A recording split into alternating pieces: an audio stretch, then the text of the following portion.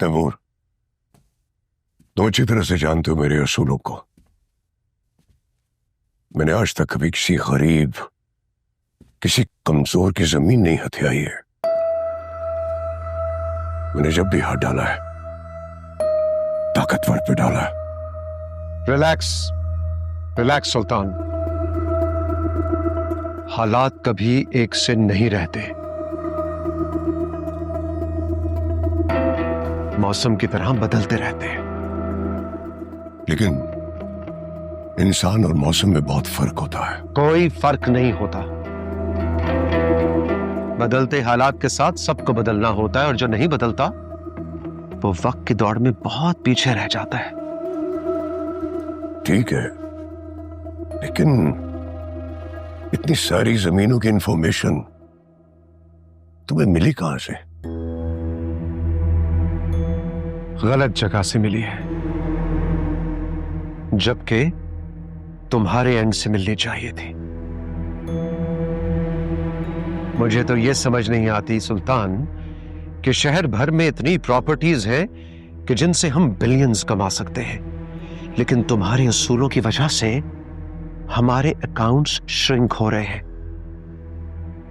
तुम्हें आती हुई दौलत नजर नहीं आती? लेकिन तैमूर, तुम्हें कब से इतनी ज्यादा दौलत की जरूरत पड़ गई? लुक एट यू, सीएम की चेयर पे बैठे हो तुम, और इतने बड़े बड़े इन्वेस्टर्स तुम्हारी पुश्त पे खड़े हैं। और वो इन्वेस्टर्स नहीं है, पैरासाइट्स हैं। जानते हो, हुकूमत बनाने के बाद अपने सारे इख्तियारात उन्हें नवाजने पर इस्तेमाल करने पड़ते हैं। अपने लिए कुछ नहीं कर पाता मैं, और बदले में करप्शन की सारी गालियां मीडिया और अवाम से मुझे सुनने को मिलती है।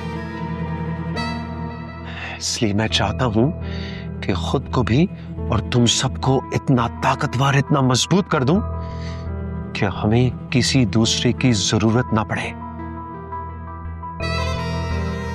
तुम समझ रहे हो ना मैं क्या समझाना चाह रहा हूं तुम्हें? समझ गया, समझ गया।